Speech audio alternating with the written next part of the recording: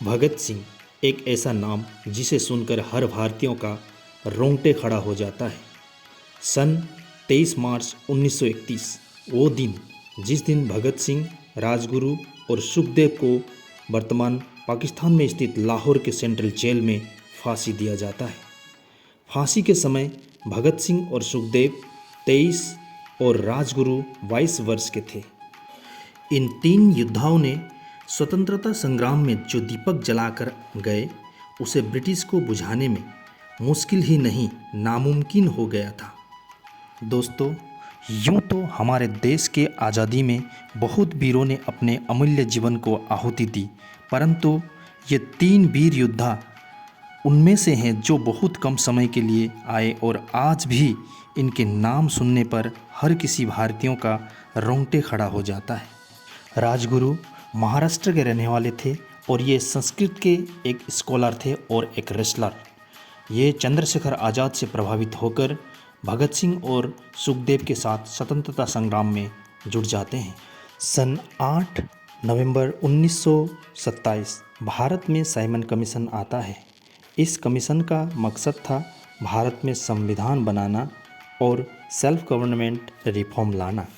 इस कमीशन में एक भी भारतीय ना होने की वजह से इसे लाला लाजपत राय और बहुत सारे फ्रीडम फाइटर द्वारा प्रोटेस्ट किया गया और इस प्रोटेस्ट से ब्रिटिश नाखुश होकर इन पर भारी मात्रा में लाठीचार्ज शुरू किया। लाला लाजपत राय को बुरी तरह जख्म हुआ और कुछ दिन के बाद उनका देहांत हो गया।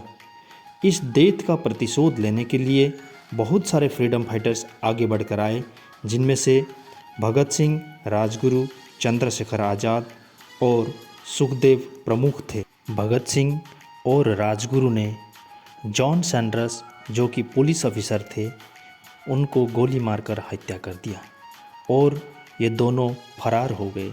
ब्रिटिश ने इनको ढूंढने के लिए बहुत सर्च ऑपरेशन किया और अंत में इन दोनों को अरेस्ट करने में सफल हुए।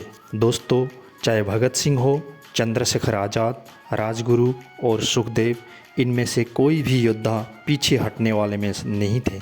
इनके शरीर में स्वतंत्रता का आग जला हुआ था। ये देश के लिए कुछ भी करने के लिए तैयार थे।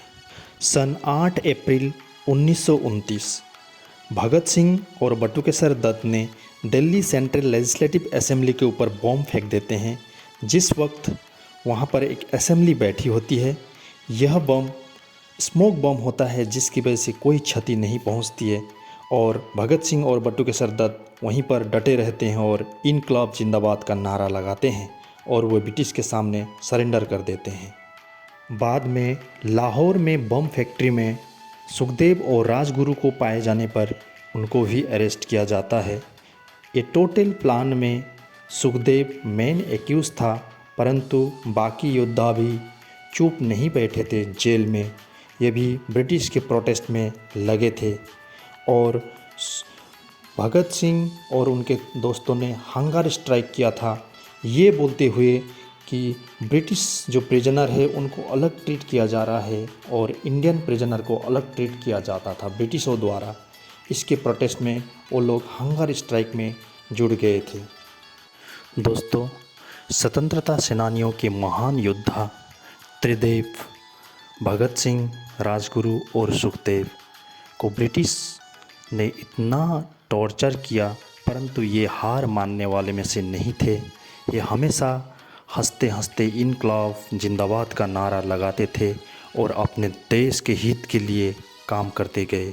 इन्होंने इतने किताबें लिखी जो कि एक मैसेज देना चाहता था इंडिया को। ये लोग इतने दिल के सच्चे थे, देश प्रेमी थे, इनके लिए एक ग्रैंड सैल्यूट तो बनता है।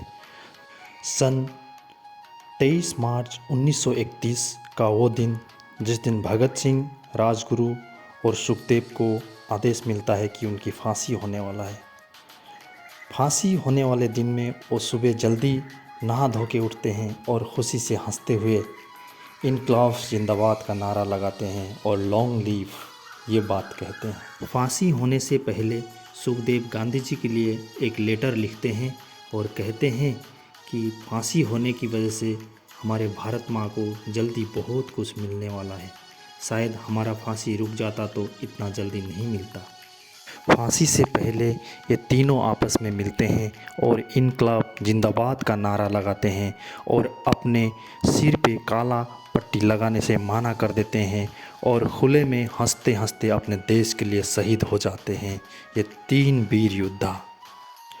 हमारे देश के नौजवान आमतौर पर इंडिपेंडेंस डे और रिपब्लिक डे में भगत सिंह का फ़ोटो अपने प्रोफाइल में लगा के घूमते हैं और उनके दिलो दिमाग में भगत सिंह तो हथियार और वायलेंस नज़र आता है, परंतु ऐसा नहीं है।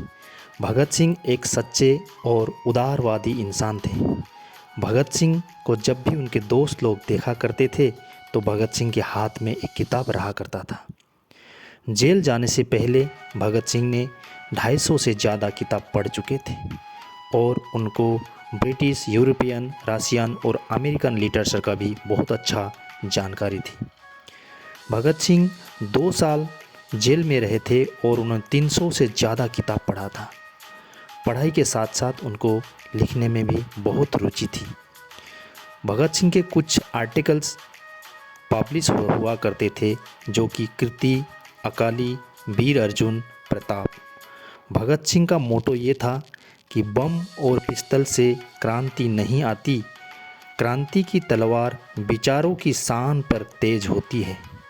और धन्य हो उस माँ को जिस माँ ने भगत सिंह जैसे वीर योद्धा और देशभक्त को इस धरती में जन्म दिया।